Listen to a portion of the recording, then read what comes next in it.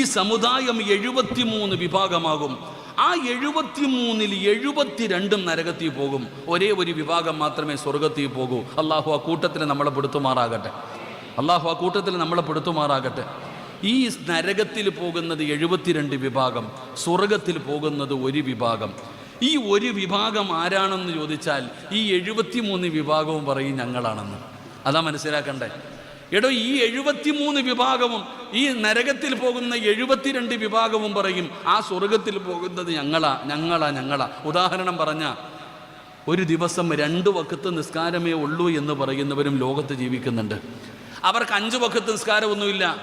എൻ്റെ പ്രിയപ്പെട്ടവരെ, പ്രഭാതത്തിലും പ്രദോഷത്തിലും മാത്രമേ നിസ്കാരമുള്ളൂ എന്ന് പറയുന്ന മുസ്ലിമീങ്ങളുണ്ട്. അവരും പറയുന്നത് ഞങ്ങൾ മാത്രമേ പോകൂ. എൻ്റെ പ്രിയപ്പെട്ടവരെ, ഒന്നുമില്ല, ദുആയുമില്ല, ദിക്റുമില്ല, മൗലിദുമില്ല, റാത്തീബുമില്ല, ഒന്നുമില്ല എന്ന് ഈ പറയുന്നവർ മുഴുവനും പറയുന്നത് ഞങ്ങളാ.